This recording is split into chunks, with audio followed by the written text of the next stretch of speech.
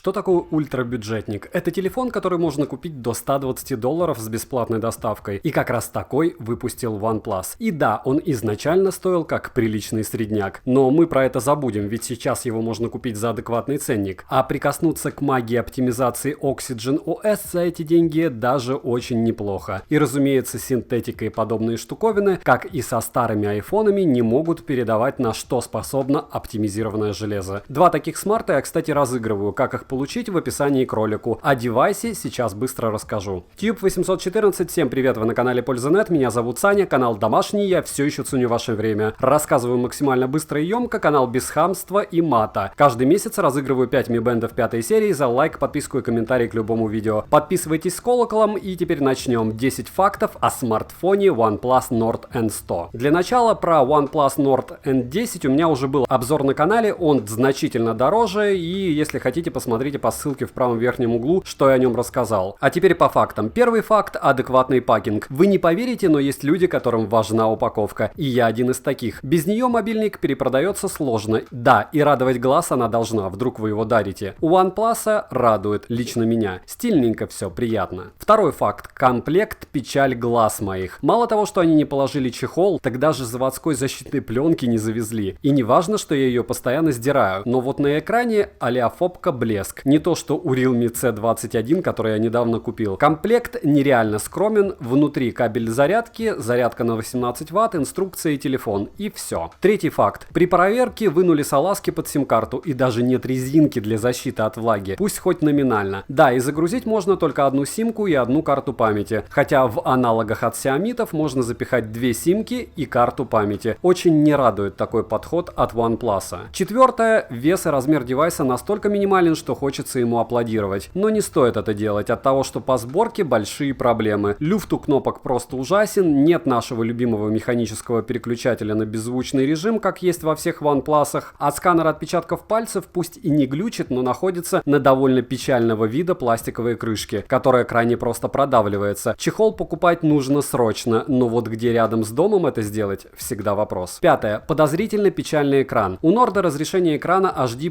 против стандартных Full HD+, у большинства ультрабюджетников. Плотность пикселей у Nord всего 269 ppi. Для примера, у Poco M3 422 ppi. Но это компенсируется 90 Гц OnePlus, которых не найдешь в этой ценовой категории. Защита экрана Gorilla Glass, кстати, третьего поколения, что неплохо. Шестое. Почти быстрая зарядка. От чего почти? Сейчас объясню. Зарядка на 18 Вт, и до сотки Nord заряжается мучительных 2 часа 20 минут. Xiaomi с такой же быстрой зарядкой заряжаются дольше. Круто, что у Nord за этот ценник добавили еще и гироскоп. Седьмое. Память старенькая версии UFS 2.1. Неполная печаль, но неприятно. Нет инфракрасного порта, но здесь есть мини-джек и стерео. Нет NFC модуля, но это не удивительно. Есть стереозвук и, разумеется, пластиковая рамка. Поддержек сетей 5G, конечно же, нет. У динамика сетка из металла. Батарея на 5000 мАч и вроде бы вообще все как у всех, если не считать разрешение экрана и отсутствие слота под вторую сим-карту. Но нет, OnePlus сэкономили еще на одном. Восьмое. Камера. Даже не собираюсь акцентировать внимание на то, что у Nord нет ширика. Но то, что основная камера может снимать только при 1080p 30 fps, многим может не понравиться довольно сильно. Все уже в 4К снимают, а OnePlus не стал заморачиваться. Вот пример работы камеры.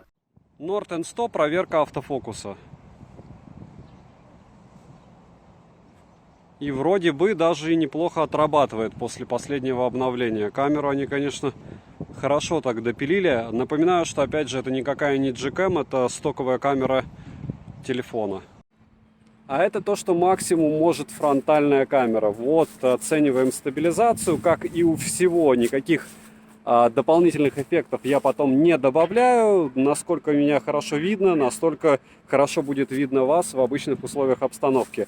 Супер света здесь нет, пасмурно, но кое-где проглядывает солнышко. Скажем, что для съемки чуть ли не идеальное условия, плюс ветра практически нет, то есть микрофоны примерно так работать и будут. Еще один небольшой тест камеры при 1080p 30 fps уже после обновления по полной программе. Вот так будут выглядеть уточки, если вы будете увеличивать их с двух рук, опять же, на телефоне OnePlus Nord N100. В принципе, снимает, опять же, в идеальных условиях обстановки неплохо. И звук пишет неплохо. И в целом впечатление положительное. Единственное, да, напрягает то, что даже в Redmi Note 10 есть 4К 30 FPS, а здесь максимум 1080p 30 FPS. Небо и земля по возможностям камеры. Но с другой стороны, все чистенько, гладенько. Если вы не собираетесь смотреть видео, которое вы будете снимать на телевизоре, вам этого дела будет за глаза.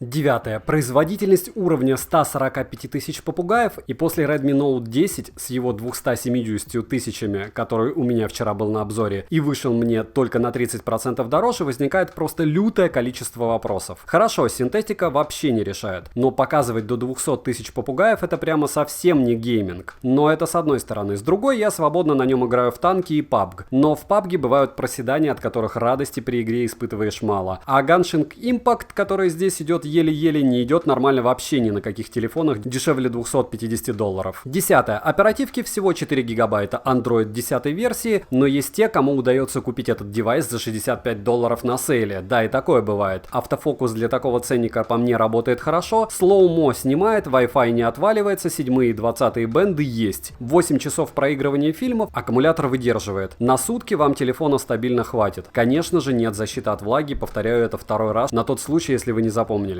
Цена по ссылке в описании к видео плавает, сейчас она $129 с бесплатной доставкой. Если поискать промокод, выйдет дешевле 120. Да еще и кэшбэк, если накатить, вообще все хорошо будет. Если найду живые промики, а сейчас еще идет распродажа на Али, обязательно скину в свой телеграм-канал по ссылке в прикрепленном комментарии. Резюмирую, фанаты покупают айфоны 5-летней давности за оптимизацию. Так вот, по мне, это и есть этот iPhone, только в среде андроидов. Единственное, с недеградированной батареей. До $120 это хороший смарт, но только из-за своей оболочки. По железу он далек от идеала в плане супербюджетника. По оптимизации он меня порадовал. Завтра будет обзор либо на Redmi AirDots 3 или на щетку Oclean новую. Спасибо за просмотр, ставьте лайк за труды, подписывайтесь с колоколом, пишите, с чем согласны или нет. Добра и удачи вам, дорогие друзья.